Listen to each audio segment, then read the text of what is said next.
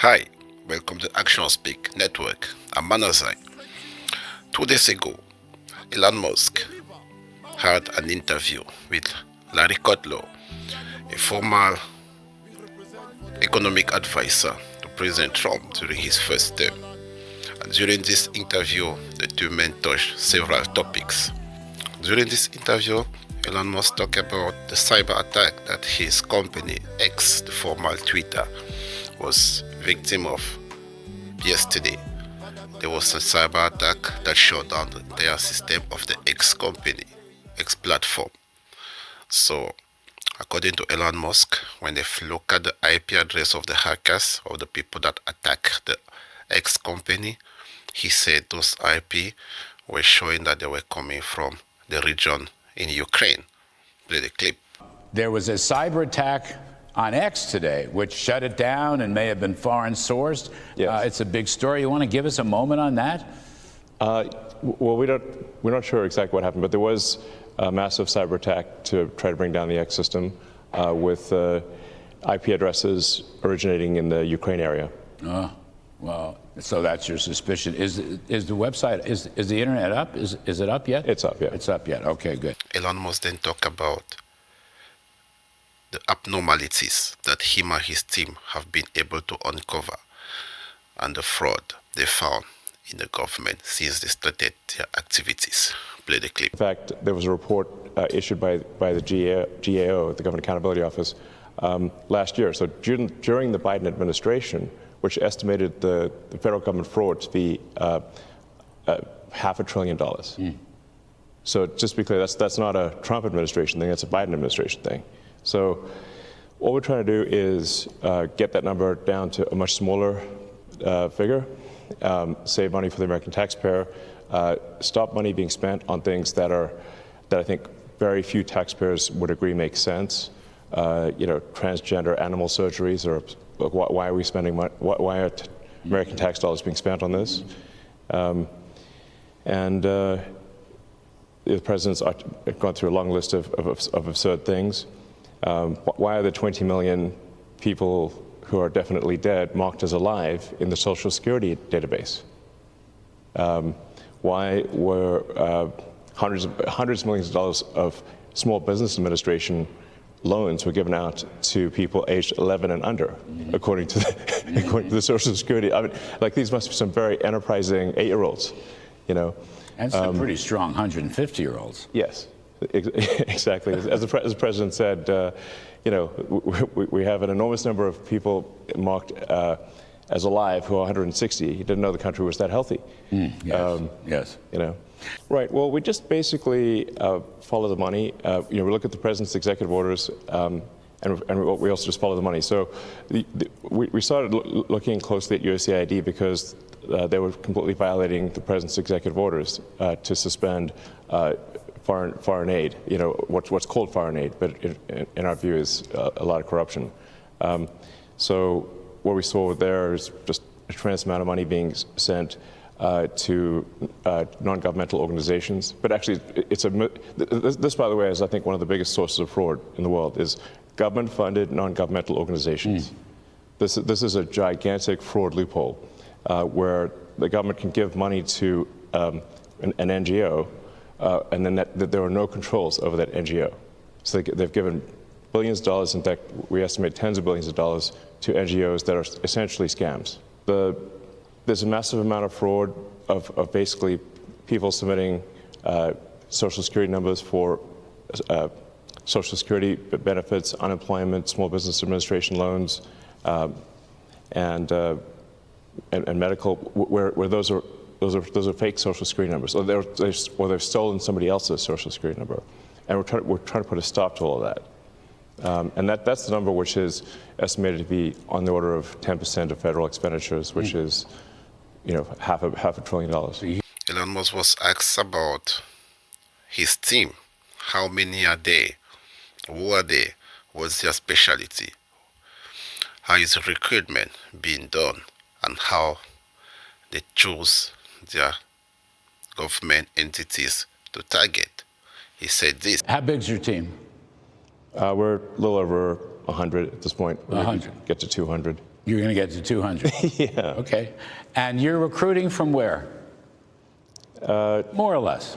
Basically, it's software people, information security software people, and finance. It's basically, finance and technology. I mean, frankly, I can't believe I'm here doing this. It's kind of bizarre, but I kind of think that we've got this enormous federal budget deficit, and it's a $2 trillion deficit. It keeps growing. Our interest payments are higher than our Defense Department budget. That's I think was the real wake-up call for me, was looking at seeing that the interest payments on national debt exceeded the Defense Department budget. And that was only growing over time, which meant if we didn't do something about this, then there won't be any money for anything. We'll just be servicing debt. And you know how to read an income statement, and you know how to read a balance sheet. You've had some business experience. I'm kidding, but you know about this stuff. Yeah, I mean, really, I just don't want America to go bankrupt. So it's a call to action. You're hearing a call to action. Yeah, government more efficient, eliminate waste and fraud, and so far we're making good progress, actually. So our savings at this point exceed $4 billion a day. So it's very significant. You think you'll wind up getting to $1 trillion? Yeah. Of savings? I mean, unless we're stopped, we will get to $1 trillion of savings. I mean, like I said, the goal here is let's not have America go bankrupt with waste and fraud. So that's what I'm here for, and we're making good progress. How do you pick your next targeted agency or department? Well, we're trying to act broadly across all departments, so it's not just one department at a time. Are you in all of them now? All of them? Pretty much, yeah. Yes. Oh. We're trying to make the government more efficient across the board. Another very interesting point that he tried to make during this interview was that most of the people working for the government in DC are Democrats. As he explained, according to him, 92% of the people of DC voted for Kamala Harris during the presidential election. So he's saying that the bureaucracy in DC is mainly Democrat. Play the clip. The bureaucracy is overwhelmingly Democrat. So Washington, D.C. was 92.5%, I believe, voted for Kamala. So this is overwhelmingly a deep blue situation. Another very shocking point during this interview was when Elon Musk said that the Democrats are importing voters from other countries through the programs that they put in place. He explained that by saying this. Yeah, I mean, where you'll see the biggest outcry is from the Democrats who are, they don't want the waste and fraud to be turned off because it is a gigantic magnet to attract illegal immigrants and have them stay in the country. And I mean, you see some of the crazy stuff, like where money from FEMA, which is meant, FEMA is an agency that's meant to take care of Americans in distress. And a bunch of their money was being sent to pay for luxury hotels in New York for illegal immigrants. And that was happening even after the president was elected, even after he signed an executive order saying that needs to stop. So we actually made sure that that money did stop going, because obviously it's outrageous that American taxpayer money is spent on luxury hotels for illegals. But you have to say, like, why was that being done? It was because the Democrats are trying to import voters, basically. Yes. I agree. Yeah. And that's also why there's no voter ID needed. In fact, in California and New York State, you're not allowed to show voter ID. Isn't that seem insane? Insane. Yeah. I'd say that as a New Yorker. It's insane. Yeah, insane. So the waste and fraud in entitlement spending, which is all of the which is most of the federal spending is entitlements. So that's like the big one to eliminate, because that's the sort of $500 billion, maybe $700 billion a year. That is also a mechanism by which the Democrats attract and retain illegal immigrants by essentially paying them to come here, and then turning them into voters. Yes. So this is why the Democrats are so upset about the situation, because they're losing. You know, if we turn off this gigantic money magnet for illegal immigrants, then they will leave, and they will lose voters. When asked about the activities of the government agencies that the Department of Government Efficiency is working on, if those agencies have reports of their activities, or if the Doge team is writing reports as they go on with their activities, Elon Musk said this: reports don't mean anything. You have to take action. Play the clip. You're going to go another year? Yeah, I think so. Final report, middle of next year? Well, we're just getting things done as opposed to writing a report. Like I say, reports don't mean anything. You got to actually take action. Yes. So. Yesterday, Speaker Johnson had a press conference a few hours before the vote on the continuing resolution bill was supposed to take place in the House. He spoke about the position of the Republicans and also that of the Democrats. And to him, the Democrats really want to shut the government down.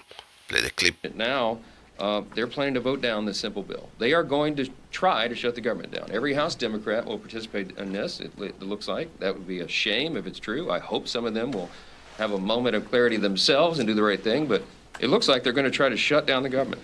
Congresswoman Jasmine Crockett, Democrat, was on CNN yesterday where she defended her position, which is that she's going to vote against this continuous resolution bill that's proposed by the House Republican, because to her it contains several things that she can't stand for and that the Democrat Party cannot stand for. She said this, play the clip.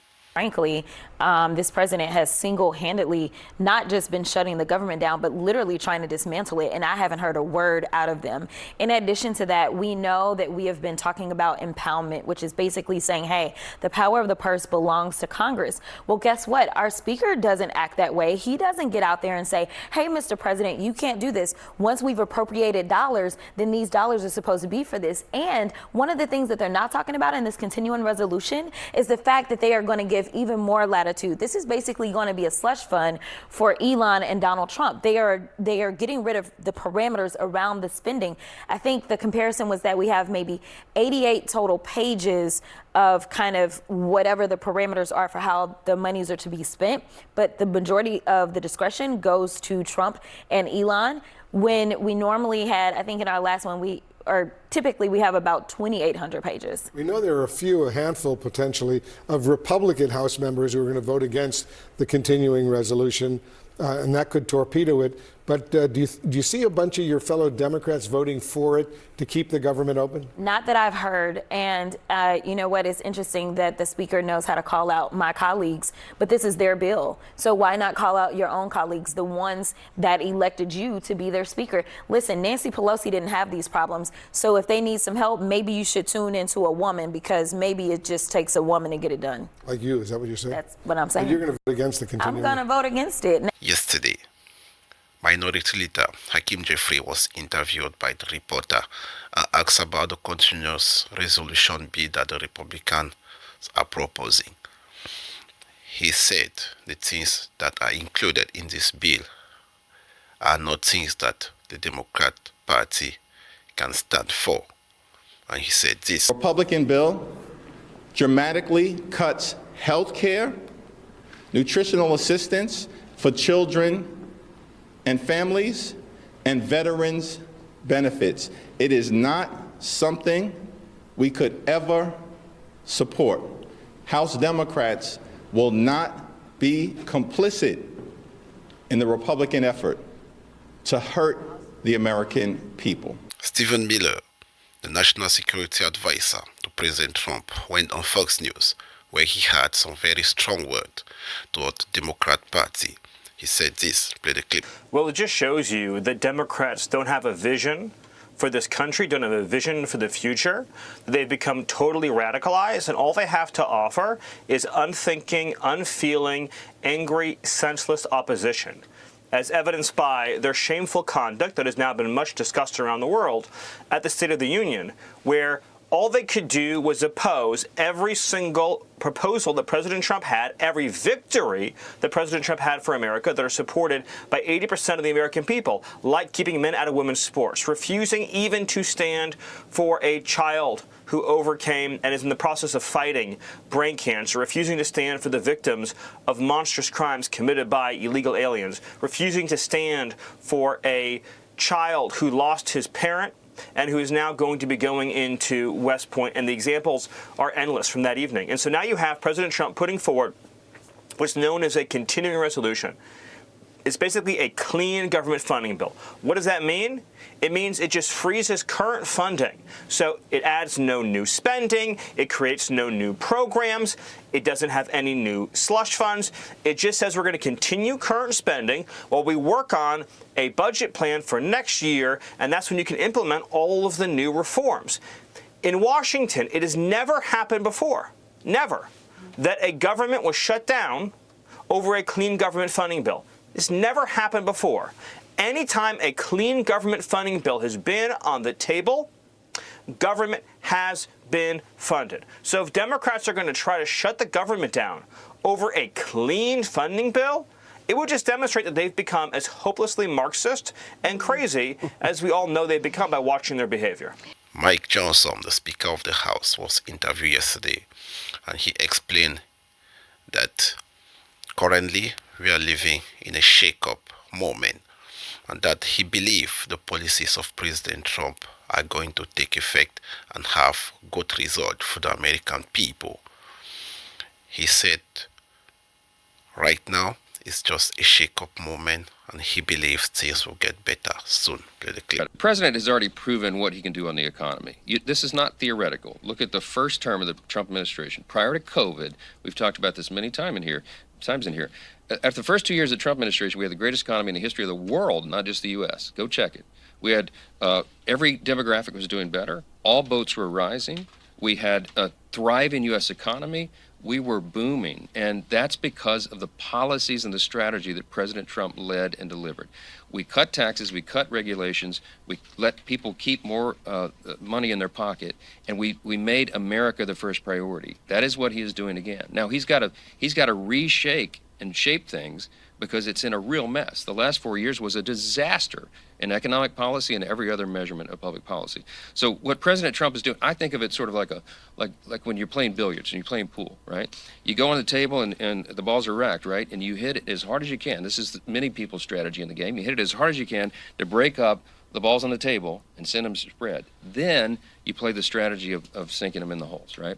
That's what we're doing right now. It is a shakeup. And he said, there's going to be a shakeup right now, but this is what's required, in my mind, to start the process of repairing and restoring the American economy. I believe that the strategy is going to work.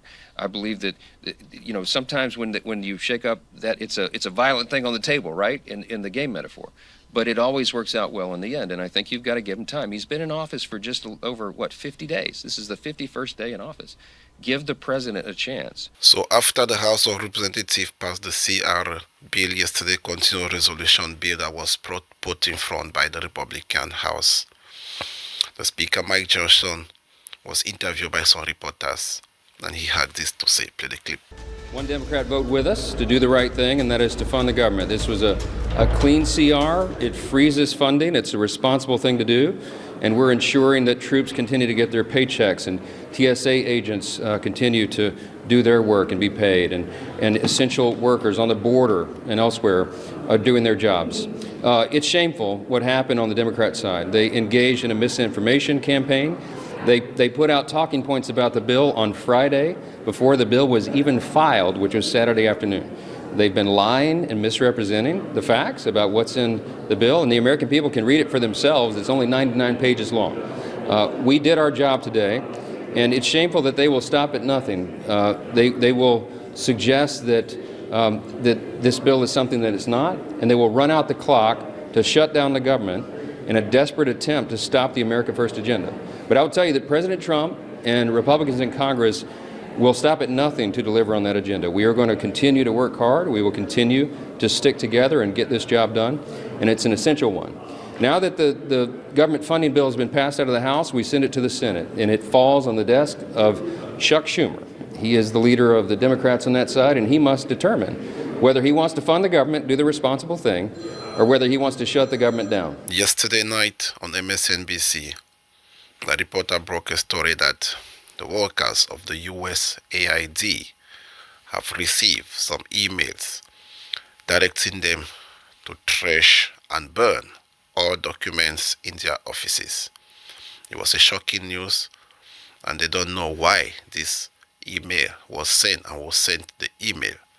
Play the clip. NBC News is reporting this. USAID staff is being told to shred and burn all their classified documents. Quote, the U.S. Agency for International Development is instructing its staff in Washington to shred and burn documents, according to an email obtained by NBC News. The document destruction was set to take place Tuesday, according to an email from Erica Carr, the agency's acting executive secretary. Quote, shred as many documents first and reserve the burn bags for when the shredder becomes unavailable or needs a break, Carr wrote. I worked in government for almost a decade. I've never heard of so much shredding being required that you would know ahead of time that, quote, the shredder would become unavailable or need a break. What is that about? Right. I actually this morning got a message from somebody who left USAID earlier this year and passed along this email to me. And my response is naturally, is this standard operating procedure? And this individual said no, that they had never heard about burning or shredding of federal records at USAID. But then again, this individual told me they've never heard of the entire agency being gutted and their headquarters at the Ronald Reagan building being shut down. When are documents, burned by the State Department or USAID? Typically at an embassy when it is about to be overtaken, Marines have the authorization as a means of ensuring that classified records and personnel data do not get in the hands of individuals who are seen as threats. They do go and burn documents, but that's not what this situation is here. And I was talking to a national security records lawyer here who has already sent to the National Archives a demand to have the records stop from being destroyed. We should note that this was all taking place today here. In the way that this lawyer put it to me was that this is, number one, a violation of the Federal Records Act, but number two, that there is a standard operating procedure when it comes to processing records. And unless all of these records were digitized or there was a clarity that, for example, records older than 10 years old that have been appropriately deemed by necessary officials as no longer having to be archived, may be terminated, those can then be ultimately destroyed. But this email is very explicit to these individuals who received it. Quote, shred as many documents first and reserve the burn bags for when the shredder becomes unavailable or needs a break. They were directed to go and clear out these classified safes and personnel documents from what used to be USAID headquarters. And Marco Rubio, the State Department that is now overseeing USAID, they just earlier this week said that 83% of the contracts that USAID oversaw have been eliminated. And the way that USAID official suggested to me is that if they're truly trying to get rid of waste, fraud, and abuse, many of these documents would have records as to exactly where payments have gone and how contracts have ultimately been executed across the world. And so if you are shredding and burning these documents, you are effectively removing a paper trail that could be paramount to actually understanding how USAID has executed and used its capacities overseas. And so much of that could be understood by these archived documents that were clearly been ordered today to be burned and destroyed. Senator Kennedy, Republican senator from the state of Louisiana, went on Jake Tapper's show 2 days ago, and he was asked about what he thinks of the activities of the Department of Government Efficiency led by Elon Musk. He had this to say. Play the clip. Are you confident that Musk is doing this for the reasons that President Trump says, purely to help this country, purely to reduce the deficit, and not in any way to help his American-based companies? Yes. And I will tell you, his work for President Trump has cost him a lot of money. I think Mr. Musk is doing it because money is important to him, but other things are more important. I think he'd like to leave something behind besides styrofoam. I think that I am a supporter. He's done more in a few weeks than I've seen anybody else do in 8 years up here. I don't think anybody should be surprised. Trump said he was going to scrub the budget. He's scrubbing the budget. That needs to be done for two reasons. First, there's a moral principle. We shouldn't be wasting people's money. But number two, if we don't scrub this budget, we're never going to get prices down. In order to get prices down, we're going to have to reduce our federal spending. That'll lower interest rates and stimulate the economy less. We're going to have to deregulate the economy. Hadn't been talked about much, but it's a big part of reducing the cost of goods and services. And we're going to have to design a tax code that looks like somebody designed the damn thing on purpose. And that's what we're planning on doing with our reconciliation bill. If we do those three things, we'll get these high prices down.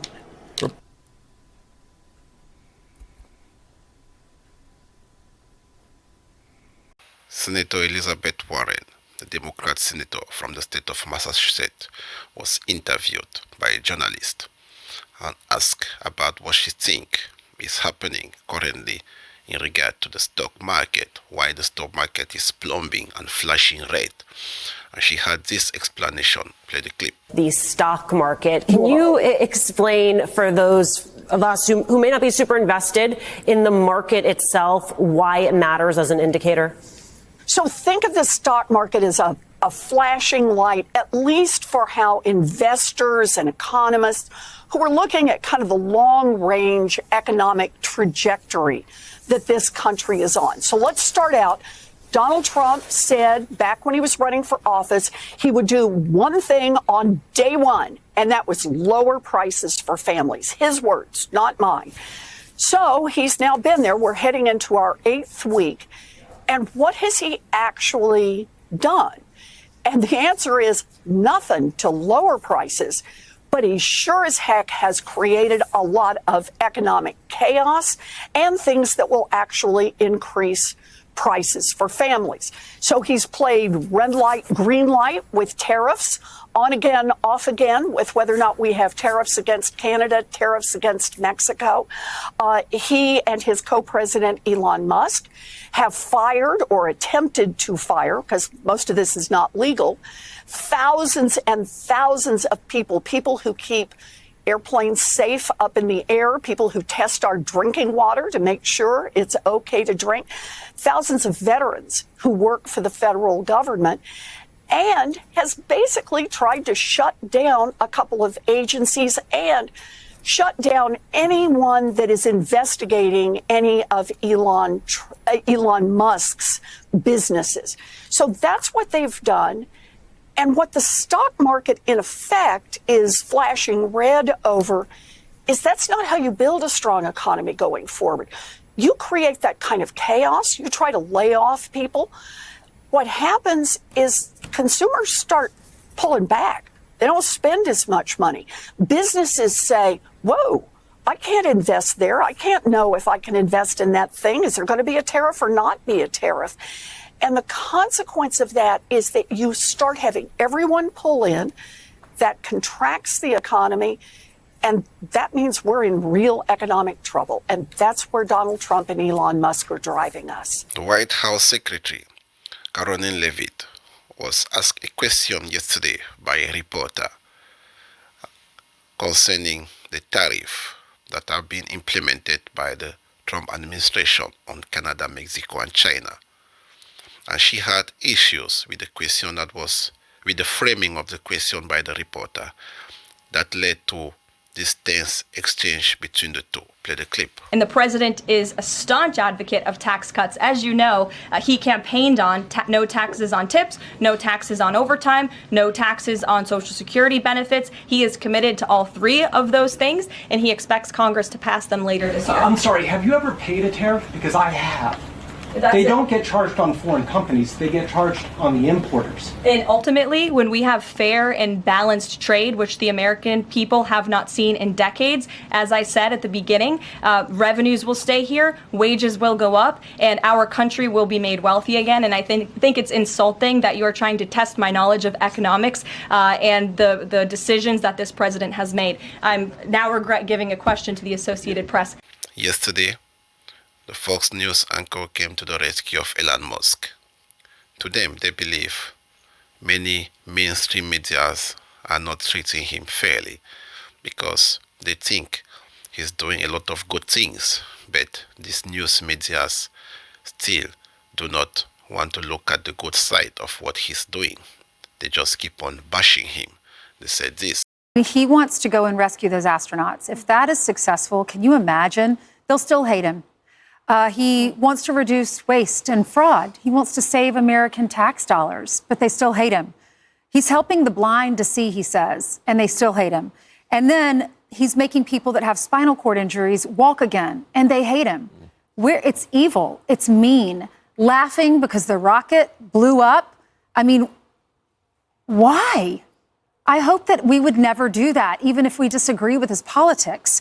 They only hate him because they hate Trump. So yesterday at the White House, there was a Tesla exposition.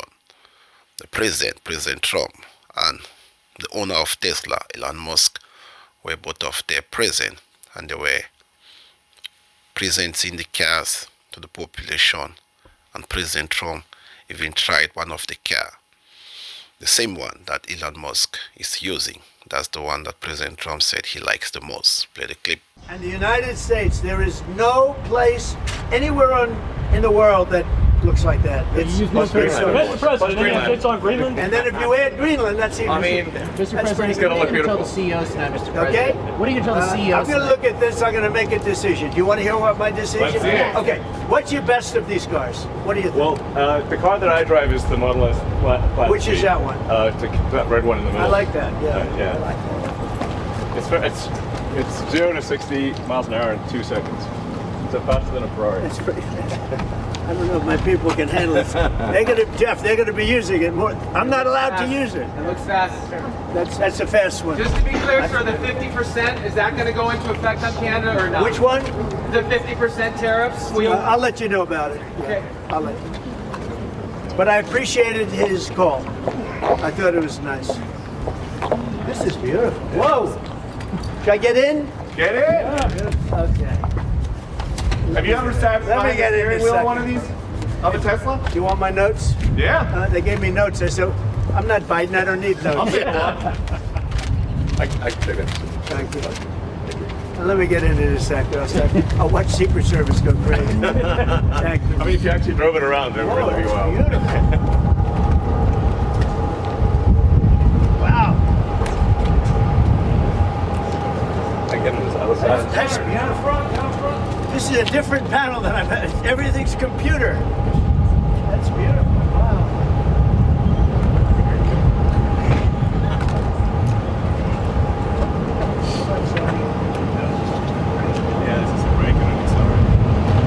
I'm just telling people, this man is a great patriot, and you should cherish him. You should cherish him. You know, I have a little statement. We have to take care of our high IQ people because we don't have too many of them. Mr. President, and we got to take care of them. I love Tesla. Which one did you buy? Yeah. Wait, Mr. President. Which one did you buy? Which car are you going to buy? The one I like is that one. And how does this work? And I want that same color. Are you going to put down a credit card? Elon, would you take a personal check from the president? I do it the old I give checks. Sure. I like checks. I think his credit's good. Do you still have access? You know, I like a check better than this modern system of all of a sudden there's money in your account, nobody knows. I like signing a check. You sort of, but we're gonna, and I don't want a discount. He would give me a discount. But if I do a discount, they're going to say, "Oh, he got benefits." I don't want any discount. RFK, the Secretary of HHS, had a very interesting interview yesterday with Sean Hannity of Fox News, where they touch on several topics, especially the current missile outbreak in the United States.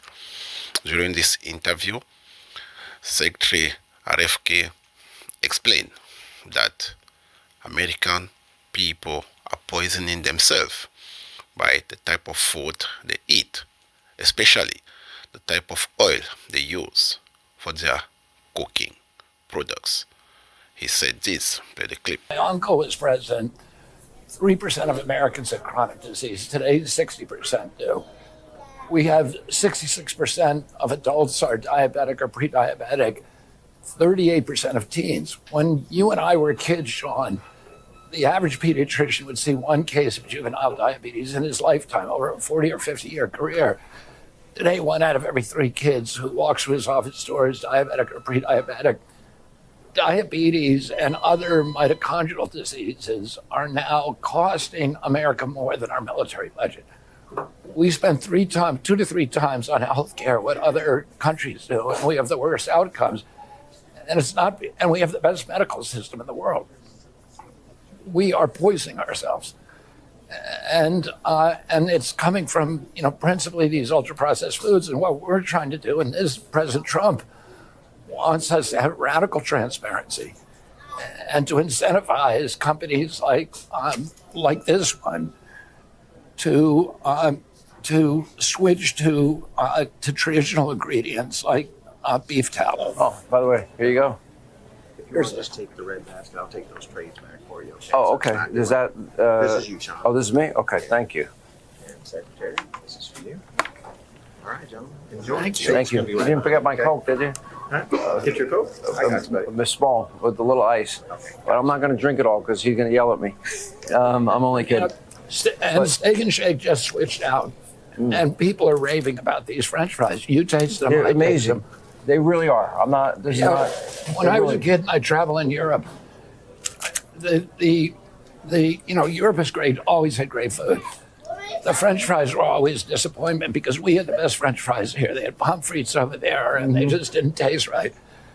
Today, the best French fries in the world are in Europe. I order them every time I go to Belgium or France or any place else. And the French fries here just don't taste right. And you taste these, it's a completely different experience, and the customers are raving about it. Other companies, Steak and Shake has been great. We're very grateful for them for RFKing the French fries. They turned me into a verb. But also Popeyes. By the way, a plastic straw. Thank you. Thank God. I can't stand those paper straws. I hate them. You hate the sea turtles, right? But Popeyes, Outback, Sweet Greens, Buffalo Wild Wings. Yeah, they've all made the switch, or they're in the transition of making the switch. We want to do everything that we can to incentivize these companies to be transparent, to switch over from ultra-processed food, and to be part of this movement to make America healthy again. As Health and Human Services Secretary, and there is great paranoia and fear. You're going to force people.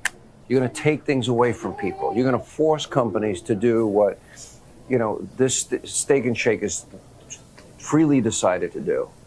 That's not the case. Oh, I mean, I'm a libertarian outlook. People should be able to make their own choices. If you want to eat a donut or seed oils, you should be able to. You should be able to exercise informed choice. You should know what that product is, what's in your food, and what the health impacts are. And that's all we're going to do. Yeah. We're going to incentivize companies to be transparent. And we're going to inform Americans about what's making them sick. Nobody wants to be sick. I don't want to be sick. Why beef tallow, seed oil, but then there are other healthy oils. Like, for example, avocado oil is considered healthy, or olive oil. Or butter. butter, straight olive oil, right. But my daughter, who's like you, she went into my house a couple of years ago, and she like wiped out the Smart Balance, wiped out the margarine, wiped out any seed oil. Good for her. And she cleaned out my whole pantry, and she bought me the things that she said, "Daddy, this is much better because I like to cook." And she wants you to live for a long time. I want to live for a long healthy. time. Me too. That's why I watch my weight. I watch what I eat. I try to take care of myself. Here are the numbers that really scare me, though. And 66% of adults, 38% of teens, and we'll put this up on the screen, they have prediabetes. I didn't order that. He did not order that. We'll just put it looks great. I'm sure one of our guys. Would anyone like a free shake? Anyone? We got to be somebody in here. But I want to go back. We can just You want? Okay, 80% of American adults, 50% of teens are overweight and obese. We have an obesity epidemic in this country. 77%, according to the Pentagon, Americans do not qualify for the military because of their health. 40% of our teenagers struggle with anxiety now and depression. Which there are studies coming out of Stanford and Harvard that show a lot of mental illness, including anxiety and depression, are related to food. And that changing your diet, food is medicine. By changing your diet, you can lose some of those diagnoses. And this, Sean, is a uniquely American problem. This is not happening like it is here elsewhere in the world. When my uncle was president, 3% of Americans were obese. As you pointed out, it's now close to 80% of adults, 50% of children. But in Japan, it's still 3%. Men in they don't Japan, eat this. Correct me if I'm wrong, don't they live on average 10 years longer than men here? Yeah, and this generation of our kids is the first generation in 200 years that is going to have a shorter lifespan than their parents. Scary. We are letting down these kids, and there's a moral issue here, and we need to start grappling with it because it's a moral issue, it's a financial issue. The healthcare costs are going to sink us. And the only way that we're going to solve it is by changing what we eat. 2 days ago, Christine Noem, the Secretary of the Department of Homeland Security, she went on Fox News. She said the cartels started using drones. And by using these drones, they are able to see the positions of the U.S. troops along the border. And when they find this position, they are able to change their point of entry. So it's more challenging for them to do their activities properly because the cartel also have evolved and now they are using the drones and other technologies to identify the position of the border patrol agents. Play the clip. Secretary, so they're flying drones, from what I understand, cartel members on the Mexican side to surveil the border, I assume to see where you're deploying assets, and then they can engineer where to funnel either human trafficking or drugs. What can be done? I'm curious, what can you do? Can you shoot these drones down? How do you stop this? Well, we're exploring all opportunities that we have, but that's exactly what they're doing, Will, is they're using their drones to spot where officers are, where we have assets and resources, and then diverting their activities to different locations. So we're doubling down on the amount of people and agents that we have there, also what we can do in defensive measures to counteract what they're doing, but also using our own technology in ways to interdict their drones, but also to shut them down, potentially take control of them, and land them ourselves. So we'll use all of those opportunities to make sure that we're on top of it. But that's one thing that I think the American public needs to realize and that everyone needs to grasp a hold of is that technology isn't just on the good guys' side, that the bad guys are using it too.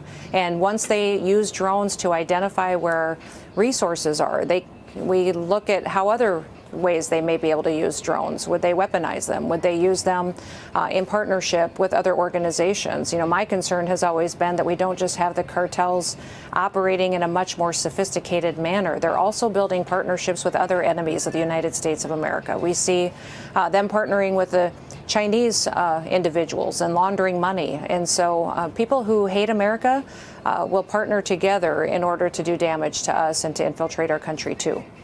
You all know that there was peace talk between U.S. officials, Secretary Marco Rubio, with the Ukrainian officials. And these peace talks were held in Saudi Arabia. So on CNN yesterday, Michael Carpenter, the former National Security Counsel, was asked by the journalist what he thinks is the position of the US in the resolution of this conflict, because the US authorities are meeting in Ukraine a meeting in Saudi Arabia with the Ukrainian authorities, but the Russians are not present.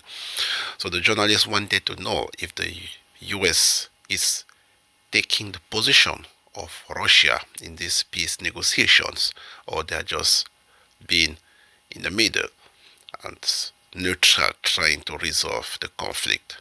The exchange was interesting. Play the clip. How do you go to Saudi Arabia and hold peace talks when one of the countries involved in the war, the one that was the aggressor, is not there? Is the United States acting as Russia here? Are we proposing Russia's ideas for peace to the Ukrainians? What I think this administration is trying to do, Katie, is to position itself between Ukraine and Russia, which is not where the United States has been over the course of these last 3 years of this brutal war against Ukraine. We have been siding with Ukraine and trying to represent Ukraine's interests to the best of our abilities. Now there's an equidistant position, which you saw in that famous Oval Office meeting in terms of some of the remarks from President Trump. And what it appears the United States is trying to do here is put pressure on Ukraine to come to the table to do a deal with Russia in the absence of any security guarantees for that deal to be secure over the longer term. What Ukraine wants is European powers on the ground so that if Russia reneges at some point in the future, there will be forces there to enforce some sort of peace. But it appears this administration wants to do a deal in the absence of that kind of a security guarantee, just to get something on paper that will lead to a ceasefire in the immediate term. Senator Mark Kelly, Democrat and former astronaut, went on MSNBC where he was talking about the war in Ukraine, and he had some very strong words toward Vladimir Putin. He said this, play the clip. The two nurses on the screen there, Tatiana and Irina were their names, and their story is just heartbreaking. It is so sad. You didn't share the part, I think it's important to hear what they experienced. They watched children that they knew being raped by Russian soldiers in front of their parents, and then those kids murdered by those Russian soldiers in front of their parents. It was heartbreaking. It is horrendous. It'll never be forgiven. Those soldiers were sent there by Vladimir Putin to destroy this country. Putin is an existential threat to Ukraine, to Europe, ultimately to us. Those women come to work every single day and try to take care of these veterans.